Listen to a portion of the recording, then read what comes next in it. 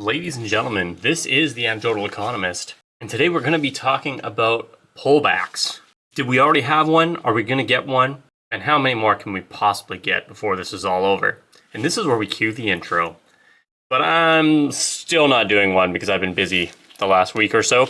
In fact, every video you've seen for the last week, if you're a continuous watcher, has been pre-recorded over a week ago. I was sort of preoccupied with other things. Thankfully, I still delivered content every day. And so this is the first video I've really had a chance to talk about what the price of gold and silver have been doing in quite some time. In addition to that, I've also got my first video here in what I believe is going to be at least 1080 or possibly 4K. I'm not really sure. I'm messing around with my camera settings trying to make it work. And so I'm sure somebody will let me know in the comments if that didn't happen. Hopefully these coins really start to shine as I continue to play with these settings that I didn't even know I had until recently. So let's talk about this whole concept of pullbacks. I put in a little question a little while ago, maybe about a week ago, when gold hit all-time highs, which it's done about 5 times since then.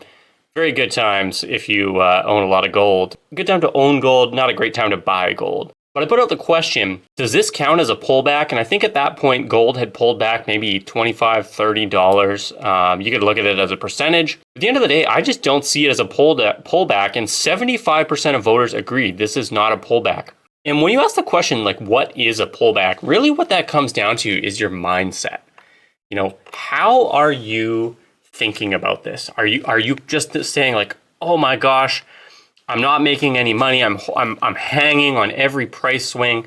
You just don't want to be there. If that's where you are, you need to slow down your investments and change the way you're thinking about things, because it's just going to be not healthy. Nothing goes straight up. And you know, I've gotten a lot of investment advice over the years. I've been to conferences. I've spoken to investors. I've listened to podcasts, as all of us do, YouTube videos, read the papers, all the things. And there's so many different great pieces of advice that you will get. Most of them are true most of the time, but nothing goes up in a straight line. That is true 100% of the time. Even stocks that I've purchased that doubled in a day. In fact, that was the best purchase I ever made, was doubling my money in 24 hours. And I realize that there's better trades out there than that. Look, I'm just being honest. I'm not a Warren Buffett, you know what I'm saying? But that is the one thing that I have learned. They just don't go straight up. And when you look at the depth of a market like gold or silver, it's just too deep. It's not going to go straight up. And it's just not going to have crazy price swings. It's not going to jump up $300 in a day. It's going to take, months. I would say $100 a month is fantastic if that's what ends up happening at some point. I mean, it feels like that's what has been happening, by the way. So the whole point of this conversation is to say, what is a pullback? What is a pullback? And the answer is, it's totally up to you. It's what you think a pullback is. Now, to me, a pullback is an opportunity to buy more gold or silver at a price point where I think it's cheap or good value. Okay, so what does that mean? Well, for me, gold has had such a run that it could honestly go down $200, and I don't know if I'd call that a pullback. I mean, maybe a small pullback, but I'd actually have to think about it. Like, do I really want to buy more? Like, do I want to back up the trucks, quote unquote, or invest a little heavier than just my standard purchases just from a $200 pullback? I mean, that's a significant pullback.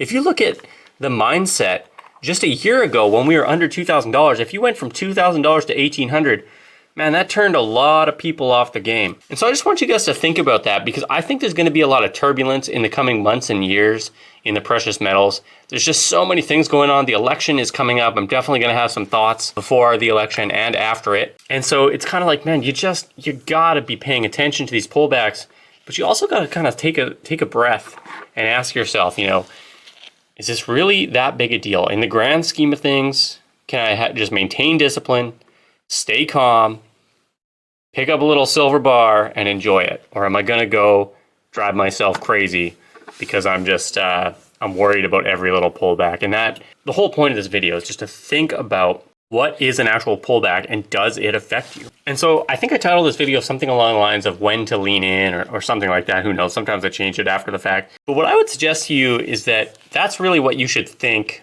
of a pullback as. It's when you are going to lean in. Because if you're not going to buy or sell, then to me, it doesn't matter what the price is doing. So if a price pulls back enough to cause you to want to buy or sell, well, then that's a pullback. And it would be ideal, I think, if you had that number in your head. Now, some people like to use a percentage. It pulls back 5%, it pulls back 10%, or maybe it drops $100, or whatever your number is for a pullback. For me, I like to use about 10 different metrics, and if I happen to hit 5 out of those 10 metrics, well, then I start paying attention. If I hit 10 out of those 10 metrics, well, then I have to buy. And so I kind of have a range of where I like to operate. And that's just how I think about pullbacks. I thought that might be a fun video, and I would love to hear what you guys think about pullbacks in the comments. I'm going to do a very simple coin review today. This is just a maple, but this is a special maple to me. This is my pocket carry maple. I didn't have it the other day when I was reviewing some of my desk stack, as we talked about the other day.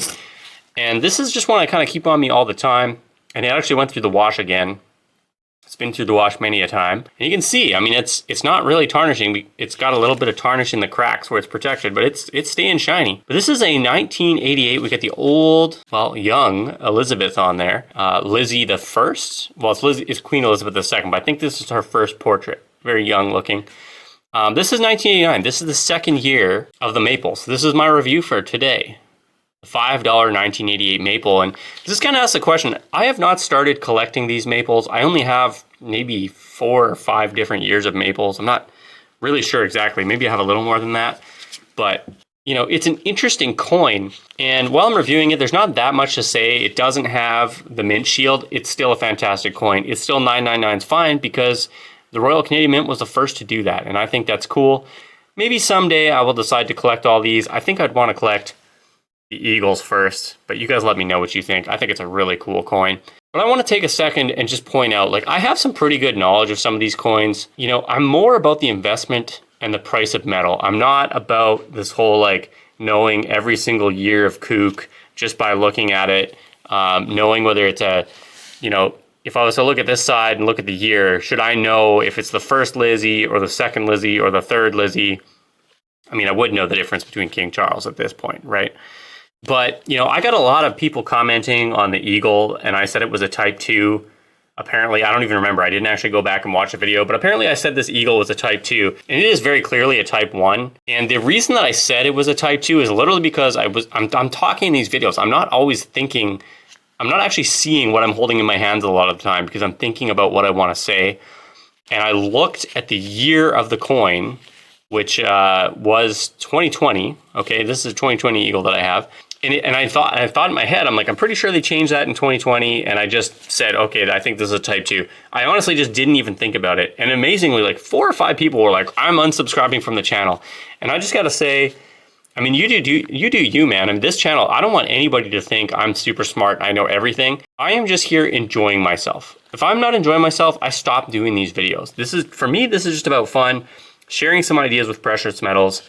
I learn a little bit from the comments. I learn a little bit by researching what I'm going to say for my videos. Plus, I like to show my collection. And in addition to that, it keeps my head in the game, and it makes me excited about precious metals. I just enjoy this. I know this is not for everyone. And what I will say is I love that people like and subscribe, but, you know, I get it if you don't want to watch. Please don't. But, you know, if you want to beat me up in the comments, I guess that's on you. That's not something I'm going to waste too much time on, but I thought I would make a comment because I was kind of silly. I said the wrong thing, and whatever. That's not going to be the last time it happens on this channel. And if you want me to be perfect every single time, I will try to do better, but guess what? I'm sure I will make a mistake again.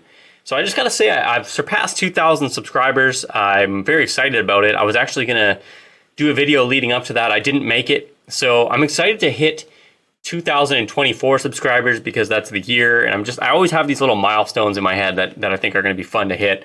And so I just want to say thank you to everybody who watches. You know, you like, you comment, you subscribe, all those awesome things. So if you want to leave me a comment today and you don't know what to say, today's comment is going to be unsubscribe. Oh, I hope that doesn't come back to bite me. But ladies and gentlemen, that's been my 2 ounces worth. This is the Anecdotal Economist. Remember, I'm pulling for you, and we're all in this together. Kilogram, you're the dragon, you're the rabbit. Okay, let's look at the money side now. Watch as I pull this bad boy out of here. Absolutely stunning once you get it out of the case. Feeling the weight of this in my hand. Oh, that's such a good feeling. I never had enough gold.